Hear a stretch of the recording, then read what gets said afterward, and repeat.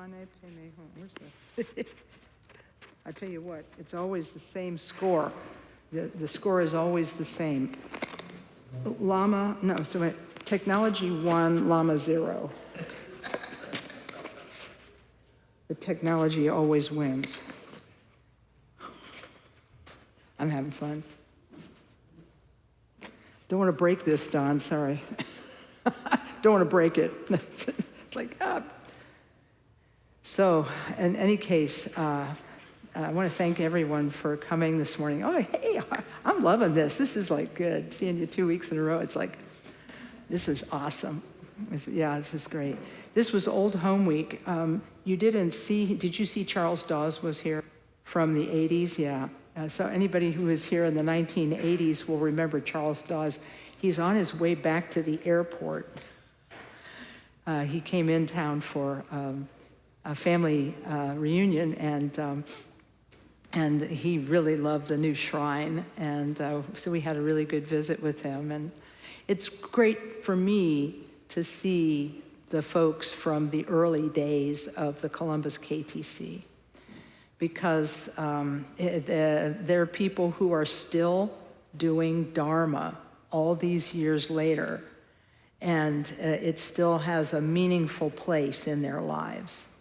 And to be able to see folks, from that generation of the founders of the center, wow. To see them just so inspired and so happy to be in a Dharma place and see that the little Sangha, the little community that they grew up with, in people's living rooms, okay? We were meeting in people's living rooms in Clintonville, then up by Riverside Hospital, and then we moved up to Linworth, and then finally got a third-party space when we rented the space at Doddridge and High. Yes, Hound Dog Pizza. Anyway, we were, I think, three on the third floor above Hound Dog Pizza. Anyway, so in any case, after that, we purchased in 1990. We purchased this little church that was on this property, and then when tragedy struck and the little church was burned down in an arson fire in 2016, Kim Miracle, who's downstairs teaching the intro class, hi Kim, she marshaled all of our forces to go on a 6 to 7 year journey to rebuild this place. And the month after the fire, we visited with Khenpo Karthar Rinpoche, our founder, and he said, he gave me some donation that he had for the new building. And then he said, oh, by the way, he said, make the new one bigger. Make the new one bigger than the old one. So I think we did okay.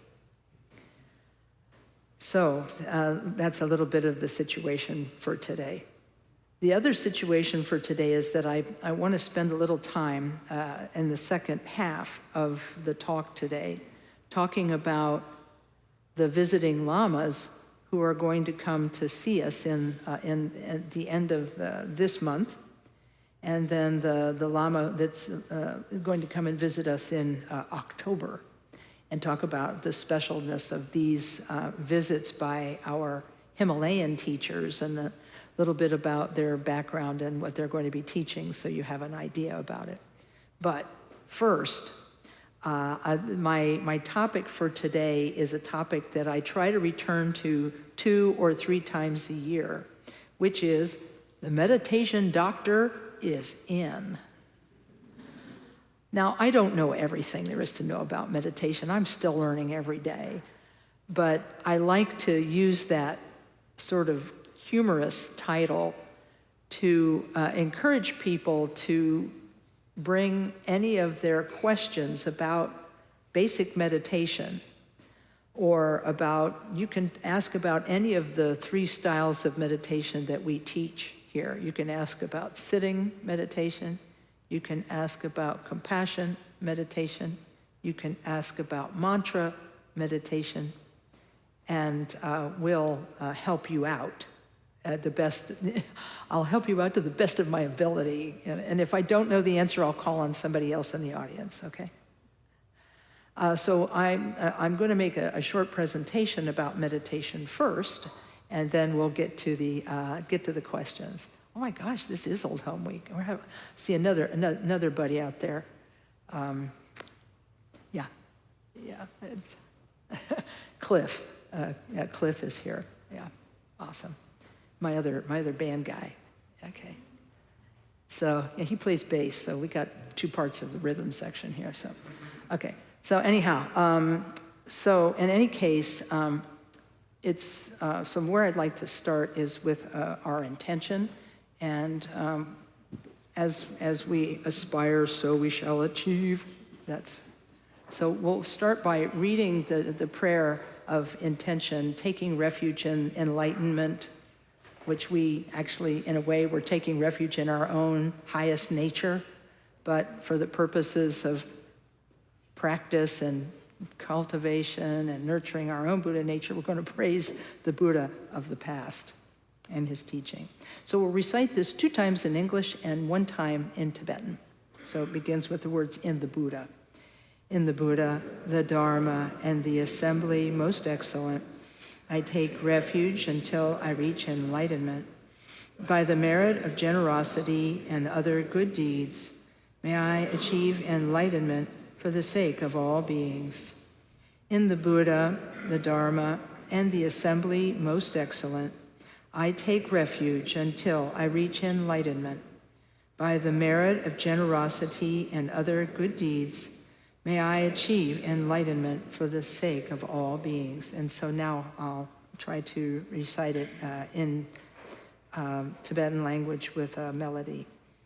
O Sanje Chudan Soki Chonamla Jang Chu Pardu Dani Kyapsuchi Dagi Jinso Ki Pesunam Ki Trola Penchir Sanjay Druparsho. Thank you. I'll say a short prayer of my own and then we'll begin. O Palden Sawe Lama Rinpoche Tagi Chi War Pede Den Shula Kadrin Jembo Gone Je Sante Kusum Tugging a Drup Sal to Soul. Okay, thanks very much, everyone.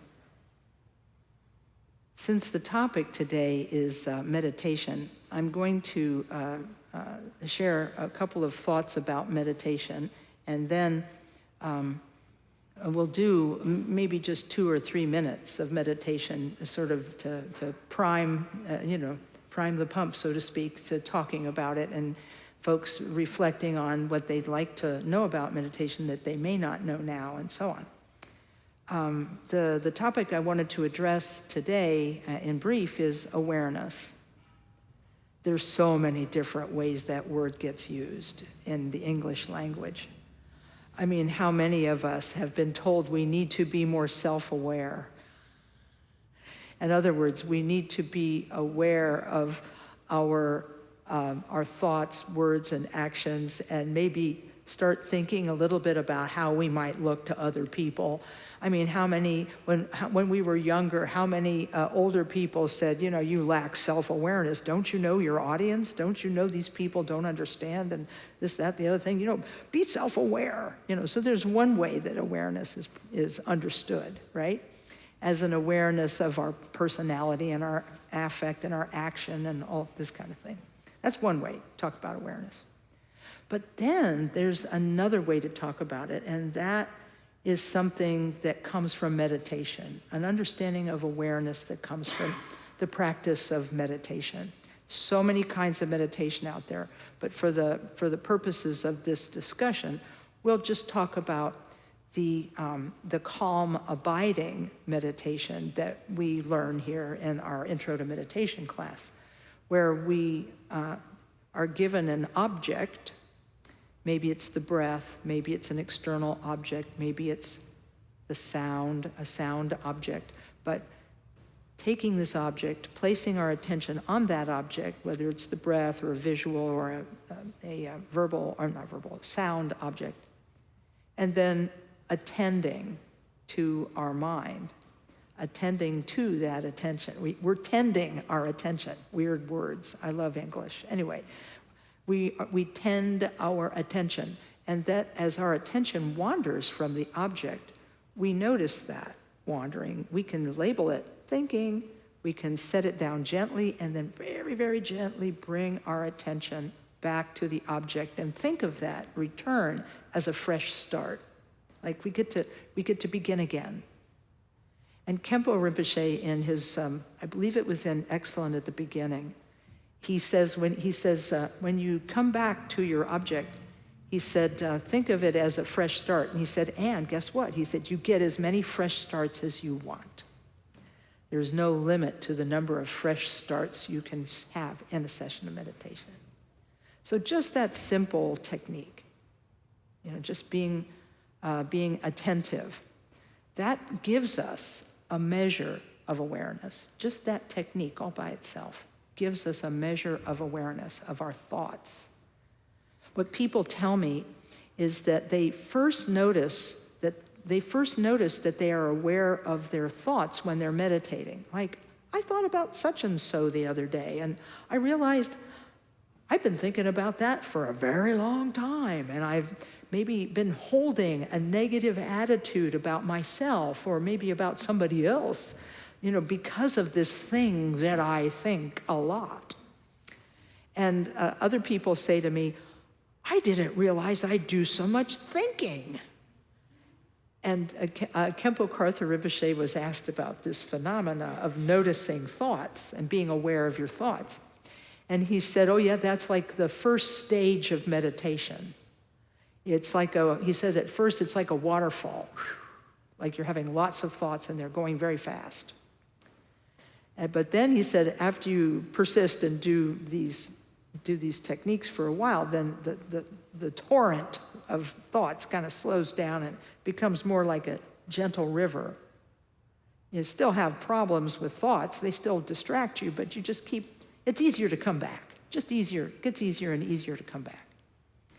And all of this is like infused with the utmost gentility for oneself, almost caring for oneself as though we were our own most precious child, And so it's really kind of lovely, right? We're parenting ourselves on the meditation seat, right? Being kind and so on, trying to cultivate this kindness. And Rinpoche also said that noticing, he said, it's not that you are having more thoughts, because some people think that, oh my gosh, I'm meditating now, I have so many more thoughts. And he says, it's not that you're having more, he says, you're just noticing them for the first time, perhaps, that you have thoughts. And someone that I was working with as a meditation friend said to me the other day, I didn't realize I started noticing my thoughts when I'm not meditating. And it was like, kind of a jolt for this person. She just wasn't aware that she was doing that much thinking when she wasn't meditating. And now she's beginning to notice her thoughts outside of meditation. And like my friend who once said, I used to think I was a nice guy until I started meditating. I used to think I was a really nice guy, and then I found out how much I trash myself and other people in my mind. And he said, I got to work on that. And I'm like, yep, we all do. So, but the cool thing, the woman who began noticing her thoughts noticed them in the context of wanting to change what her thought was. She said, hey, I was able to notice that I was thinking this damaging thing, this thing that was hurting me. I just decided to change the subject and to think about something else. And I'm like, and I said, did you succeed? And she said, yeah. So this awareness is kind of a side effect. This self-awareness is a side effect of just returning to our object again and again and again with this gentleness. Well, it starts as an awareness of what's going on in the mind, which is great because, we know what's going on in our mind all the time, but of course we know what's going on in our mind all the time, and we have to cope with the fact that some of it is repetitive and not helpful. And that this is why the next stage of meditation that we do, usually alongside this quiet sitting, is compassion meditation. And there's, two basic ways to do compassion meditation. One is to sit in your meditation seat and imagine that as you breathe out, you give goodness first to yourself, because, hey, maybe we need healing on some particular days. You breathe out and give healing to yourself, and then you give healing, then you breathe out and give healing to everybody who's just like you, and then you do it for strangers, and then you do it for the whole universe. Or any circle of people you want to think of. Khenpo Karthar Rinpoche said you can begin with yourself, but you got to end with everybody in the universe. It's kind of like required. This way, he said, your practice isn't just about you, it becomes about everyone. So, in this way, that's the easiest way to do compassion meditation, just sending out goodness on that out-breath. There's a more complicated way of doing it, where on the out-breath you send goodness, and the in-breath you remove suffering. But that's a little bit more advanced, and not everybody is hip to that idea yet. It's something that we approach gradually and slowly in the practice of compassion meditation. But when you do this meditation, you become aware, again, there's that word, awareness. You become aware of your own suffering. And that's why it's great to start with yourself, sending out healing and goodness to yourself, and then to others and to others and to others. And then this awareness begins to extend when you're not meditating. I mean, how many of us have passed a very sad dead animal on the side of the road as we're driving, and we're like, oh, that makes me feel sad. Bambi's mom is not coming home. Sorry, you have to be of a certain age for that one. And it's just sad, right? But the awareness of that is a good thing, because it's better to be aware of it than not, because it's better to kind of be with your tender heart than it is to harden your heart.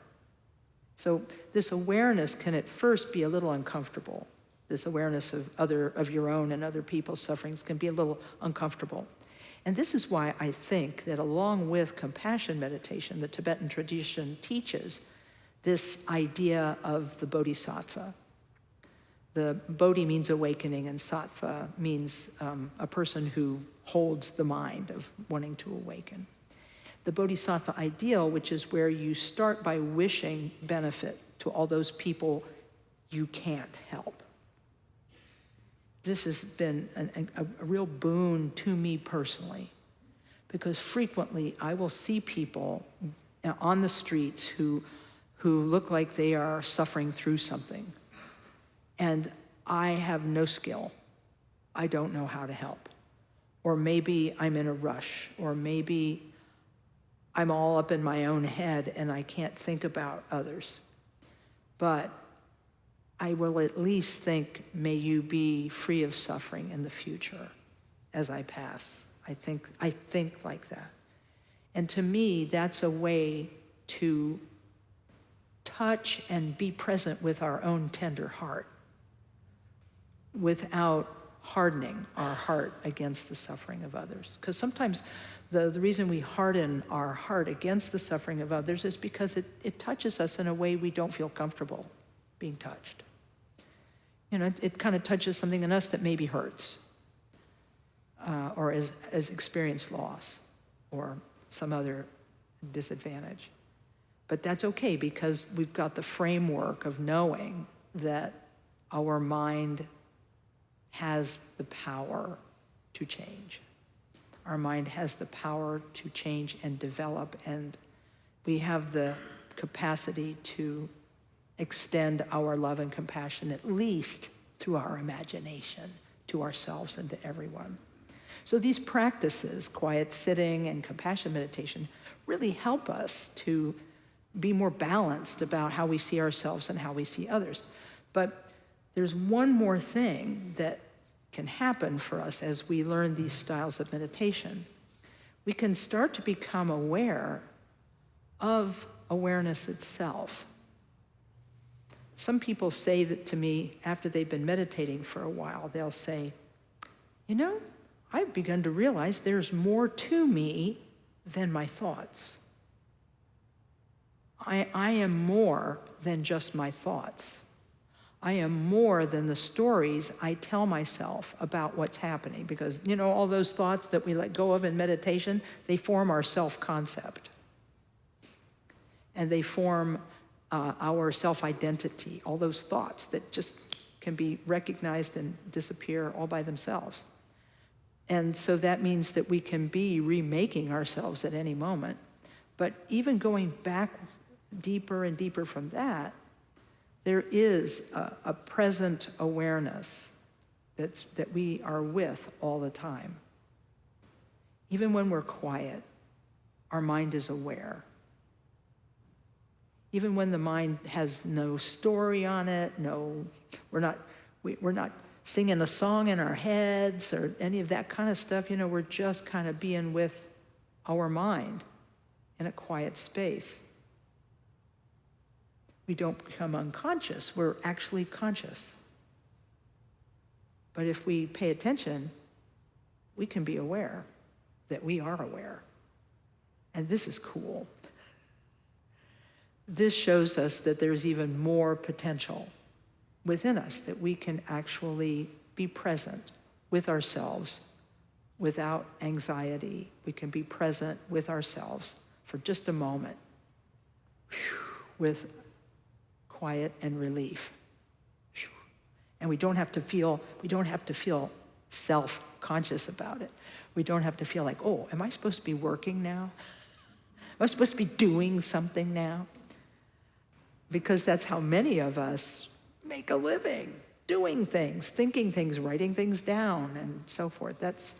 But we are so busy doing that we don't think about awareness.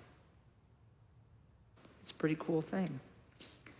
There's a modern teacher that you can watch his videos on YouTube and elsewhere. His name is Mingyur Rinpoche, and that's like M-I-N like Nancy, G like George, Y-U-R, Mingyur Rinpoche.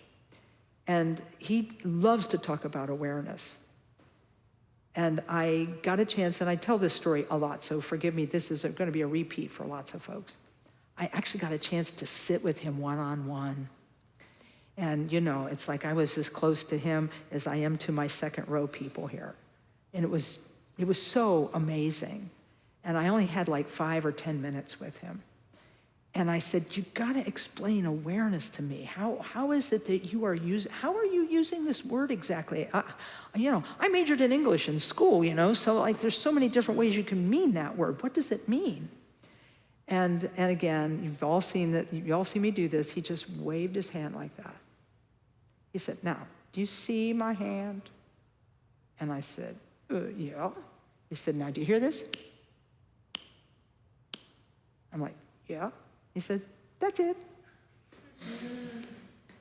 He said, you are aware of what you see, you're aware of what you hear, but you can also be aware of awareness.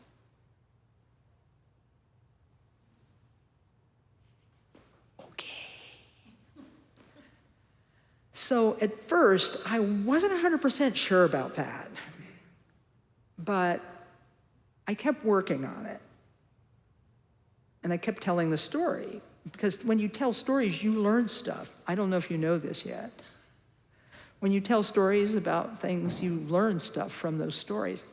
And so this was something that I obviously needed to learn, because I was fascinated with this.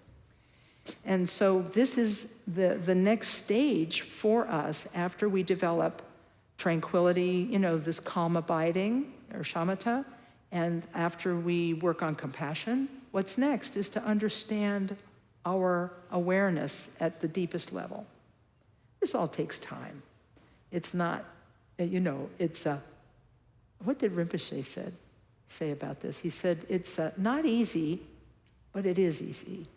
But it's not easy, but it is easy. Anyway, so he says, for a while, he said, it's going to be like this. He says, you'll hear it once and you'll go, oh, I get that. And then 2 days later, I don't get that. And then maybe 2 weeks later, oh, I get that. And then he said the next day, no, I don't get that. He said, it's like this. Because this is a new way of thinking. It's a new way of being. It's a new way of thinking. So of course, he said, we're not used to it because we spend the majority of our life doing the absolute opposite of that. Being lost in details and external things. We're lost in them all the time and lost in the stories we tell ourselves about what we're doing. I mean, we have thoughts and then we tell ourselves stories about our thoughts. It's a thing. It's a big deal. So being able just to go back and back and back and just let the mind rest, that's a cool thing. So if you can take an awareness moment for yourself this week, a lot of people do this in nature. I love nature for this reason. And my favorite place to do it is beside a body of water. I love streams. The stream goes by and the trees are reflected in the water. The water has a little play in it. It burbles, And you can just be aware of the sound for a little while. And then you can relax in the awareness of that and be aware of awareness. 1 second, 2 seconds, 3 seconds. And I asked my teacher one time, is that real meditation? And he said, yeah. I said, but it's only a few seconds. And he's like, cool. He's like, yeah, it's genuine. And it needs to be short because you're not used to it. Just let it be natural. Don't try to I'm going to go for 3 seconds now. And he said, don't take that to your seat. You don't need that. You don't need that ambition. Don't take that ambition to your seat. Just be with what you are on the seat right then. That's real. That's authentic. That's genuine. Just be there. So this is just what I wanted to talk about at the first thing today, was just to talk about awareness and the various ways we mean the word, to be aware of our thoughts, words, and actions so that we try to make them come from a better place. And then to gradually become aware of our attention and train our attention, and then become aware of our compassion and train our compassion. And then eventually to become aware of awareness and train being aware, just being. So that's a lot. But the meditation doctor is in. Again, I'm not an expert. I do play one on YouTube, but it's just an act. But I have heard lots about meditation. So if you have particular things you want to know about meditation, or like, when I meditate, this happens, or when I meditate, that happens, you can bring it to the question mic and we'll all have a conversation. Because I got one question already from somebody who's downstairs in the intro class, so we're going to get that covered too. Hi. Hello, Lama Kathy. Yeah. The longer one practices and the more teaching one gets, your menu of meditation options starts to grow. Right. And so now I have sort of 3 entrees on my menu. On any given day, in the 20 or 30 minutes that I have to meditate, I could either do shamatha and tonglen, or I could do a short medicine Buddha or a short green Tara practice. And the way I've been doing it so far is just whatever my fancies, whatever suits me that day is the thing I do. But I wonder if there's anything good or bad about that system, or should I try to be more systematic about how I'm practicing? I really like this question, because this is the second time I've heard this question today, because somebody else asked me this exact question. I mean, it's like, wow, about an hour ago. And, the way Khenpo Karthar Rinpoche taught us is he said, yes, you can do more than one style of meditation in your session, but you should make them discrete. Like, I'm going to do this, and, then I'm going to do this, and then I'm going to do this. You know what I'm saying? So he said, like, if you're meditating for 30 minutes, for example, you have 30 minutes set aside, you could do some, exactly as you're saying, you could do like 10 minutes of shamatha, 10 minutes of tonglen, and 10 minutes of mantra, or 5 minutes, really. Tonglen's meant to be a short practice, so it's just a little bit of that, and then the rest of something else. But he said you should be deliberate about it. You should be conscious and deliberate about it. And say, okay, now I'm going to do a few minutes of shamatha for the benefit of beings. And then he said, then sit for the period of time that you meant to sit. And then at the end of that 10 minutes or whatever, you dedicate the goodness of that practice. And then, this is something I got from C2 Rinpoche. He said, when you finish one of these little mini sessions, he said, then just, after you've dedicated the goodness, he said, then just sit and do nothing for a few seconds. Just let your mind rest. Then you take up the next thing that you're going to do. If it's the Medicine Buddha, you open up your book and you say, for the next few minutes, I'm going to do Medicine Buddha. And then you do that. Or the next few minutes, I'm going to do Tonglen, and then you do that. So each one begins with an intention and ends with a dedication. And they're discrete from each other. He said the important thing, he said, is to do this deliberately. He said, otherwise, he said, if you end up doing it impulsively, like, I'm going to exaggerate this idea for fun, like, I got to do this meditation. Oh, wait a minute, no, this one's better. No, wait a minute, I should do this one better. He said, don't be like that. He said, don't be like anxious and impulsive about it. And he said, just be calm and deliberate about it, and that will help. But I don't know that answers everything, because I think I missed a piece. Well, I guess my question is more like,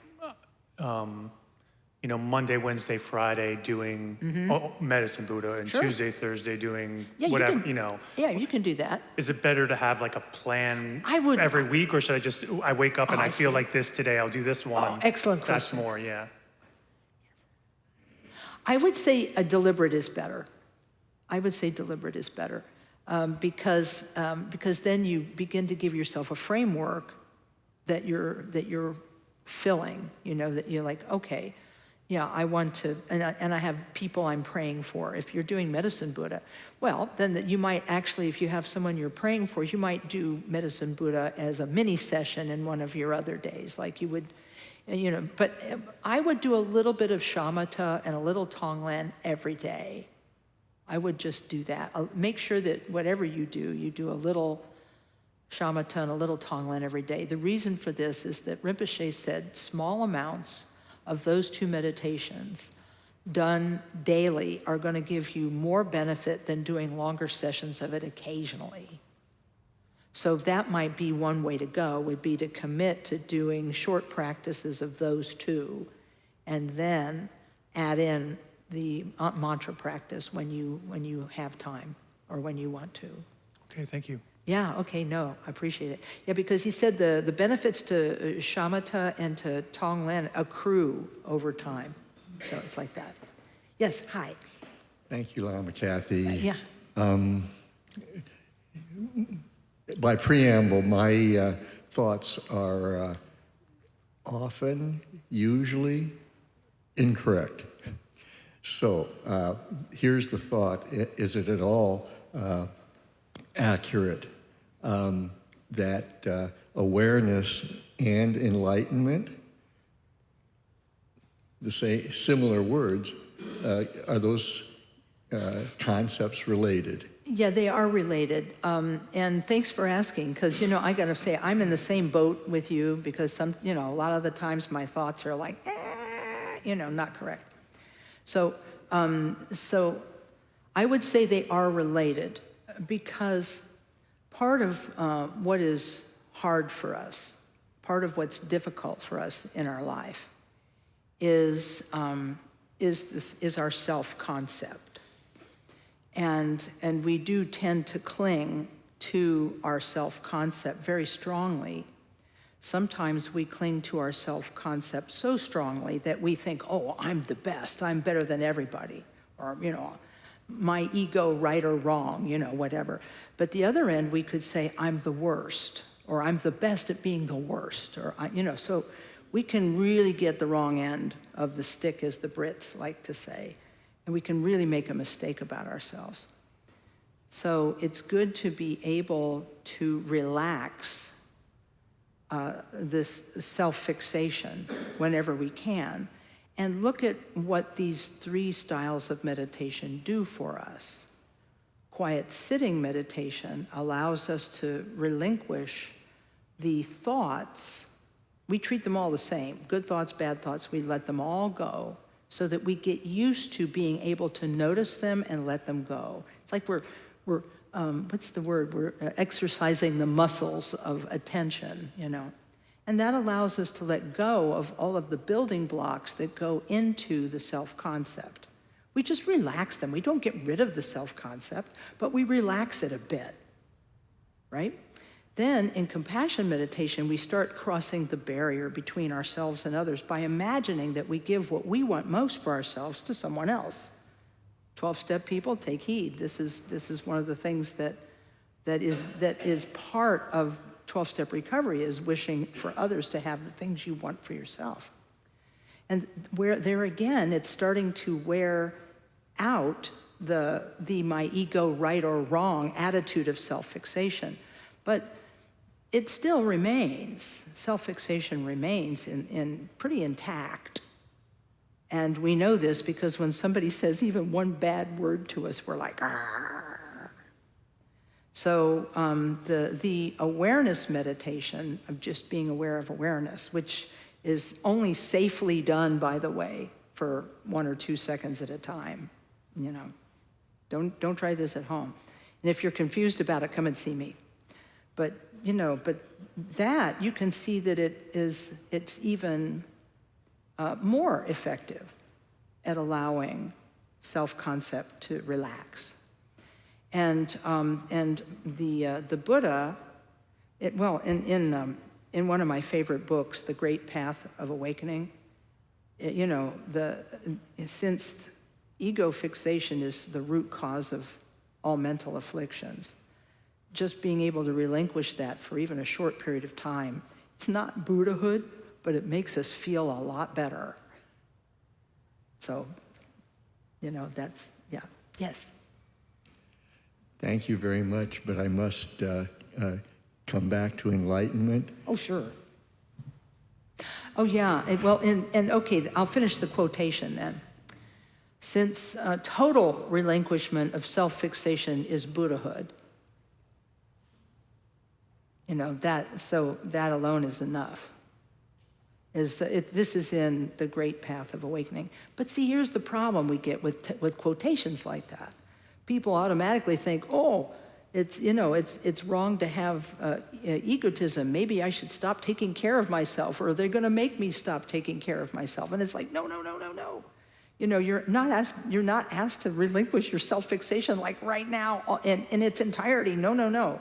This is why we do 2 things at once. We learn how to let go of thoughts, and then we learn how to instill thoughts of love and compassion for ourselves, first and foremost, and then for others. So we create this framework that as we are letting go of our unhealthy sense of self, we are taking hold of a healthier sense of self based on love and compassion for oneself and others. So we're getting rid of one identity and then taking on another one that hopefully is somewhat more functional, and that even if we don't attain Buddhahood, what a way to live. Wow. My patron saint, I was Catholic in my first part of my life. St. Catherine of Siena, she's famous for having said, all the way to heaven is heaven. For Jesus said, I am the way. But so what I take that to mean is all the way to heaven is heaven when we practice the healthy sides of these disciplines. When we practice the healthy side of discipline, all the way to heaven is heaven, because things improve for us. Our way of being and our way of doing is better and better. Yeah, thanks. Oh, we got time. We're going to get your question too, because I see my friend just walked in. So yeah, we're gonna try and get. Hey, by the way, is anybody in here a yoga instructor? Did I get lucky? Oh darn, I'm not lucky. Oh no, I was hoping.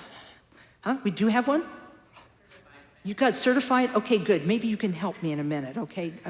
I'm gonna ask you a good exercise to do to help people when they're sitting in meditation, so their legs don't fall asleep. So you can be, if you know anything like that. Oh yeah, okay, right? Because I see we got a couple other people who have legs falling asleep. If you don't know that one, I'll give the tips I know, and if you have any exercises, you can, if you don't, that's okay too, because I'm sorry, I hate to put people on the spot. I feel kind of bad about that. I'm this big extrovert, right? So then it's like I'm like imagining everybody's like that, but it's like, maybe I'll be introverted in my next life, but it's what I got. Sir, hi. Hi, Sorry. good morning, Lama Kathy. Good Thank morning. you again. Yeah. Thank you for your teaching. No, thank you for being My name here. is Dana, by the way. Good morning, everybody. Thanks, Dana. We were talking about this topic right before we came up here. I love this. A group of us. I love this. And I wanted to first relate the first time that I actually meditated. I sat down and I knew nothing at all about it. I mean, I just thought, I'm going to try to meditate. I hear all these good things about this. And I sat there and I started aching and sweating. It felt like I would run a marathon. I mean, and that was 3 minutes. I mean, I was, all the Right. the pinging feelings you get in your spine and on your back, and it's rough. And now I've been meditating for, I don't know, about a year, and I realize now how much less I even know than what I thought I knew when I started, if that makes sense. But I think the question that I wanted to ask you, and we were talking about this, and I know what I do, but not all days are good days I on the agree. cushion. I completely agree with that. And that might be one of the biggest stoppers for people is, I'm not good at this. I get it. And Yeah, for me, that's motivation. I hear it. And so what's your recommendation on, say you sit down in the morning, 6 o'clock, 7 o'clock in the morning, and you want to meditate for 10 minutes, and it's just not happening. Mm-hmm. Do you recommend going later, standing up, moving? I mean, what is your recommendation on that? I'll sit down and thank you, everybody. Okay, hey, thanks, Dana. I appreciate you. I'll tell you what. See, this self-kindness that we're talking about, bringing your attention back gently, and like you're parenting yourself, bringing your attention back gently and having gentleness sort of infuse your situation. This is incredibly helpful. This is a good start. And so I would think that that when we come to our meditation seat, we bring our whole self to the meditation seat. We just bring it. And one of my lamas told me, he said, our problem is that we think that meditation is going to be like one continuous improvement. Every day, better, better, better, better, better. He said, but it's not like that. It's not like that. It's more like the stock market. One day it's up, then the next day it's down, and then 2 days good, and then 3 days bad. And then, and he said, but the general trend is kind of up, because you're able to do it for a little bit longer, but you do have up and down days. And he said, this is why a little bit of meditation every day is important. It's good to do a little bit of meditation every day. And I would say that truncating a practice is fine, meaning making it shorter is fine on that day, like you're having a rough day. But what you might do is that when you're sitting there and you're feeling like I'm fighting myself or I'm fighting a technique and so forth, you can say, but you know what? Someday this is going to get more and more familiar to me. I'm going to get the hang of this. And I sort of do have the hang of it. I'm just having a bad day. So right now, I make the aspiration that I and all beings who have these kinds of problems, we transcend them in some way with the help of some folks in the future.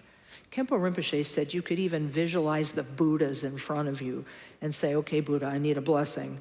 Help me out here. And then imagine that the Buddha shines light, golden light upon you. He's made of light, and he's just smiling and shining, and he's made totally of light, and he shines that light on you, and it just purifies all your attitude. You're like, oh man, I'm getting it. Now, it doesn't mean that you can sit and meditate then, no. But you've got to take a blessing, so it's like, okay. Because that allows you to receive something, right? You're receiving calming, you're receiving like you're okay, you're receiving that from the Buddha. He shines the light on you, it purifies all of your attitudes and everything, and then he just dissolves into you and blesses you. Even if you can't meditate that day, do that. Just say, hey, I got an attitude problem today, Buddha, help me out. And then give yourself that grace. And then you can go about your business. Because Rinpoche said, Khenpo Karthar Rinpoche said, he quoted the 9th Karmapa, who said, always leave your meditation on good terms. So that means if you have to sit for a shorter period of time, do that. If you want to sit for a little longer, do that. Just don't be impulsive about it, and just give yourself grace. I think that self-kindness is so important. So yeah, you're going to have up and down days, but try to do something, even if it's just a placeholder like that. I'm going to sit and watch my breath. I'm going to take my beads, and I'm going to do 21 beads of being aware of my breath. And then I'm going to take a blessing from the Buddha, and I'll call it quits. Because that way, there's like you got a placeholder. And you're getting a blessing too. Buddha said, hey, whoever thinks of me, I'm in front of him. So I'm taking that one to the bank. I believe in that. So, and then I remember my buddy, Jim. Hey, Jim, I bet you're seeing this. He worked with the forest monks in West Virginia, the Theravadins. These guys are real strong meditators. And one of the forest monks said to him, oh, you Westerners, you're always so busy judging your meditation. He said, a good meditation is one you actually did. Meaning that even this little placeholder meditation is just fine. And it's all about giving yourself grace. And I hope that's helpful. Yeah. And beyond that, Khenpo Karthar Rinpoche said, there's two kinds of meditators. The one when they first sit down, their mind is wild, and the longer they sit, better it is. He said, they probably should try from time to time to sit until they get to that smooth portion. And he says the other kind of meditator is the kind when they first sit down, everything's great. And then the longer they sit, the worse it gets. And he said, then they better quit while they're ahead. It's important for them to stop before they get frustrated. So hopefully these things will help. Yes, and then we're going to get to then this will be the last question from the microphone, and then I'm going to get to the legs not falling asleep. I'm going to be looking to the hive mind here for ideas on how to help your legs not fall asleep. Yes? I have a comment rather than a question. Perfectly fine. I think when we look around us and we see other people who are meditating and they seem to be doing so well, and then we're like, oh gosh, I'm a terrible meditator, I just can't get this right. Yeah. We compare our insides to other people's outsides. That's And right. That's where we run into trouble. Exactly. Thank you. Thank you so much for sharing that quote, because this is going to be the second time I've heard this quote this week, and that means that the universe is giving me a message that I need to pay attention to. Has that ever happened to you? It's like the universe is giving me a message, And that's right, because we can't compare our insides to other people's outsides. Because we all try to look good. I don't know about you, but, I try to look good, but, I'm sorry, I think I messed with the sound equipment there. Oh, you know what? Maybe my hearing aids got too close. Anyway, so in any case, we do that kind of comparison. And I do think that there's a potential, a lot of us have habits of self-criticism from childhood. I don't think this is news. It's certainly not news to me. A lot of us develop unhealthy habits of self-criticism, and the inner critic gets a little loud sometimes. And again, one of the things in shamatha meditation is being able to let go of those statements from the inner critic, at least giving them less weight for a short period of time. And then gradually we can maybe make them kinder by doing compassion meditation for the inner critic. We can do some compassion just for that inner critic. And we can, I call it meditation jujitsu, using the opponent's power to turn them over in a nonviolent way. I know, it's oxymoron, all right. So anyway, but you get the idea, and because everybody who is sitting in meditation, I saw a cartoon once, it was the best. It was a little group of meditators, and then you actually saw their thought balloons. Like, oh, those other people are doing so well, I'm doing so badly. And then somebody else said, oh, I wonder what's on lunch today. And then another person is thinking about, oh, that thing that happened years ago, I so regret that. So again, everybody looks like they're very placid, but there's all kinds of drama going on in their minds. So everybody's like that. And that's why some people say to me, well, why do the Himalayan people emphasize this mantra meditation so much? Why do the Tibetans, they like mantra meditation? Because it takes the busyness that we usually use against ourselves, and we use it to be of benefit to others. Because when we visualize ourselves as Chenrezig, the Bodhisattva of compassion, and we imagine that light comes out from our form and that it purifies, our negativities and stuff, wow. I mean, it's a lot healthier than some of the things we do. Anyway, so, I don't know. What do you think? Do you have anything for us on? Yeah, you bet. Now we're trying to solve the question of how do you keep your legs from falling asleep in meditation, and then, okay, yes.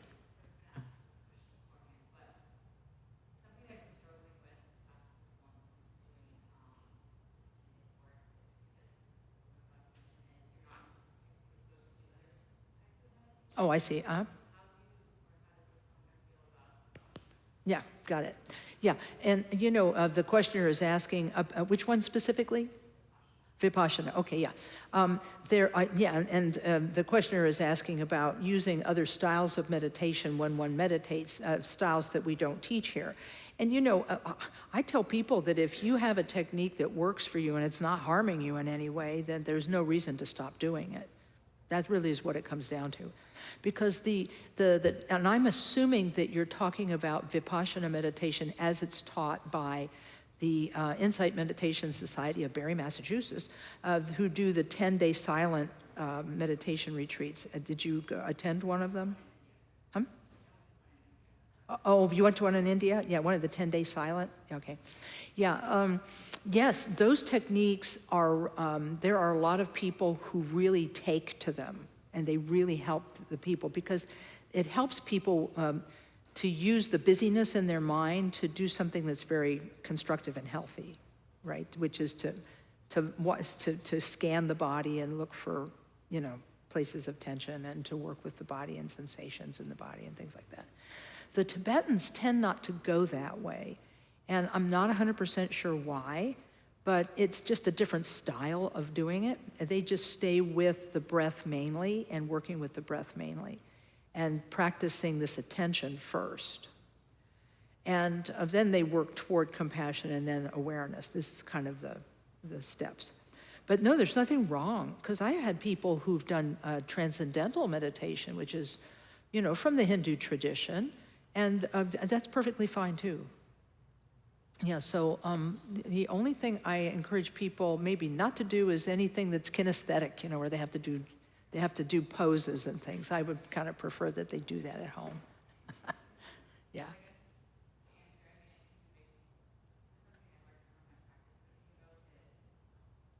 Ooh, could you do it on the mic so I don't, because I'm afraid to paraphrase you. I apologize.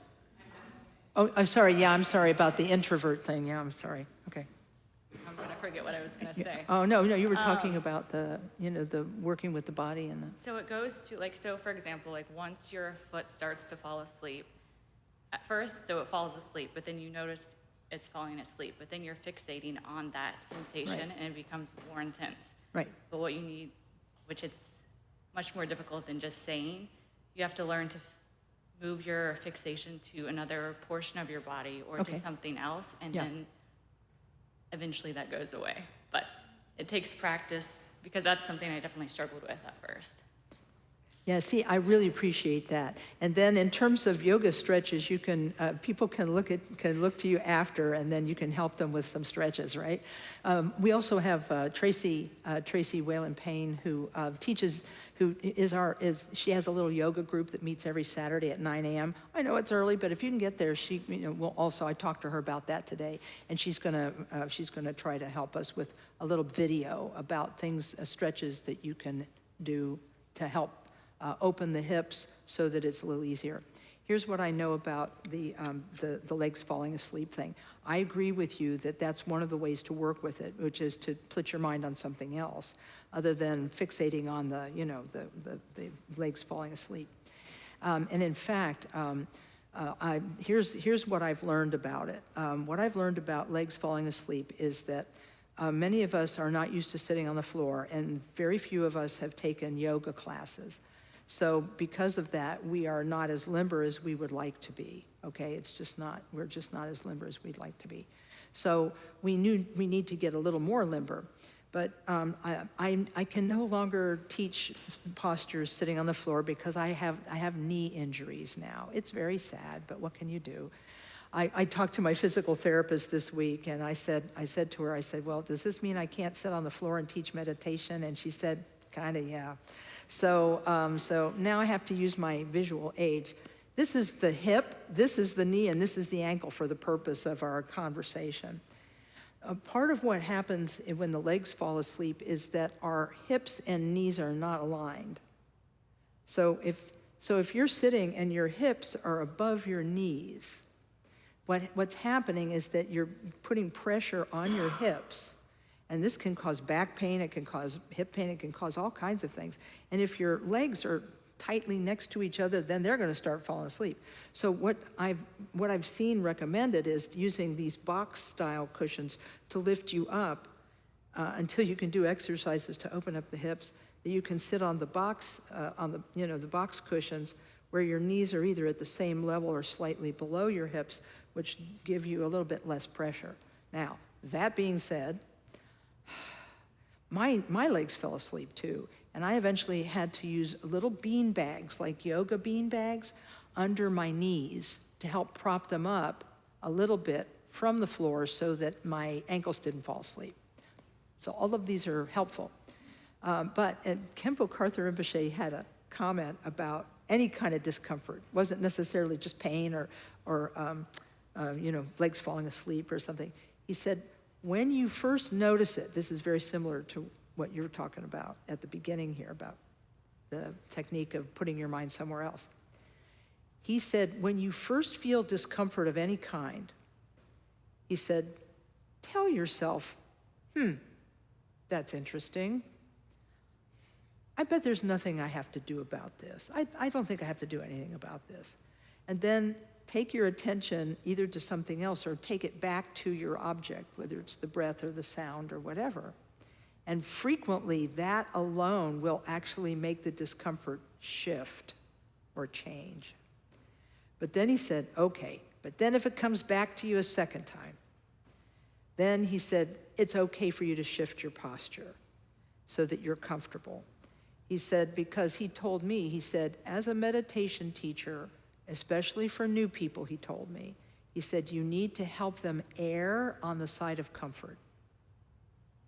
Because, you need them to be able to sit for at least short periods of time regularly. And if you tell them that they have to sit for specific periods of time, definitely and without fail, then they feel a lot of stress and tension, and then they'll give it up because they won't be able to do it. They'll feel incapable of doing it. So he said, you gotta err on the side of comfort. so that's, so I hope this is helpful to folks. And then we'll try to get some videos up with some meditation stretch exercises so folks can learn how to work with their bodies as they're meditating. Because I can't teach that stuff now. But we have some yoga teachers here, and they can help us with these kinds of things. So because of time, I ran out of time to talk about what's coming. So I'll give you the brief rundown. There will be 2 Lama visits in the next couple of months. On Labor Day weekend, we were originally going to have Lama Tobden visiting us from Tibet. Because of situations, he's not able to travel at this time. So Lama Karma Drodol said, I'll come. And he said, but can I ask to do something unusual? And I'm like, sure. So he said, I would like to give a blessing ceremony that will last for 8 hours. And I'm like, wait a minute. And he said, no. He said, we'll do it in 2-hour chunks, and people can meditate while I'm doing the ceremony. What is it? And it's like, well, I'm going to read the entirety of a biography of the great Saint Milarepa, the life of Milarepa. I'm going to read it in the original Tibetan, and it will take me 8 hours to get through it. But I will do it in these small 2-hour chunks. And I will also teach guided meditations during the reading transmission, so that people will have something to do as they're receiving this. Because in Tibet, it's thought that books can be alive through the people who read them. Let me give you an example. The author of The Life of Milarepa was a man who was credited with living the same kind of life, like a wild, nomadic, life. And his name was Songyong Haruka. And they called him the madman because he didn't worry about conventions. He was unconventional. But he gathered all of the stories that had been told about Milarepa's life, and he wrote them all out into a biography. And then he spoke that to his students. And then they spoke it to their students, and they spoke it to their students. So from, whatever century he's from, I can't remember whether he was 13th, 12th, 13th, 14th, but whatever century this was, he gave, this book is alive, and it's full of blessing because it's full of the teachings that Milarepa gave. And so what Lama Karma said was, he said, I would like to, as a blessing of maintaining our lineage, because we are of the lineage of Milarepa, I would like to help us maintain and tend that lineage by doing this ceremony. And I said, absolutely. I said, he said, even if you just come for one session, he said, it'll be a blessing. So we're going to do that. Friday night, the 29th of August is when we're going to start, 29th. Then Saturday, 2-hour session in the morning, 2-hour session in the afternoon. Sunday morning, we're going to do a regular Dharma talk, but there'll be 1 hour of reading after that, if anybody wants to stay. Then in the afternoon, Sunday, we finish. And he said if he finishes sooner, he'll start teaching one of the songs of Milarepa and teach us how to sing it. Because Milarepa was a poet saint. He taught by song. He's taught by singing. And so I think this is amazing. And to help everybody understand why this is so cool, I've invited the United States foremost Milarepa scholar who translated the life of Milarepa to do 90 minutes for us the Friday before. That's the 22nd. We're going to have a Zoom with formerly of Yale and now of Wesleyan, Andrew Quintman, Dr. Andrew Quintman, who wrote his doctoral dissertation on the life of Milarepa, translated it, and is now one of the foremost Milarepa scholars. He's a friend of ours. And at this, he has long association with our home monastery and with KTD, our home monastery, and with us. And he's going to do it for us on Zoom, so you'll get to find out what this is all about. He'll do his scholar shtick, as well as talking about how he came to translate the life of Milarepa, which is a wild story. It has to do with him being on a trek and somebody putting a very special copy of the life of Milarepa in his hand, saying, you need to have this. So anyhow, it's going to be a fun story. And then the other Lama visit I'll talk to you about later. Khenpo Urgen Tenzin will be coming for 3 nights in October. At the end of the month, yes, it'll be over Halloween. I'm sorry, we couldn't avoid it. But he's going to be teaching on the Heart Sutra, which is the form is emptiness, emptiness is form, famous sutra that was spoken in the presence of the Buddha. So we'll have to stop here, but I hope you can join us for at least some of these. So we're going to call together all the goodness. Thank you guys for making this a really, this was a rich interaction. Thank you. We're going to just recite the prayers once in English and dedicating all of this to all of the suffering in the world. May it be assuaged and may it be uprooted. We'll start with the words, by this merit. By this merit, may all attain omniscience. May it defeat the enemy, wrongdoing. From the stormy waves of birth, old age, sickness, and death, from the ocean of samsara, may I free all beings. The courageous Manjushri, who knows everything as it is, Samantabhadra, who also knows in the same way, and all the bodhisattvas that I may follow in their path, I completely dedicate all this virtue.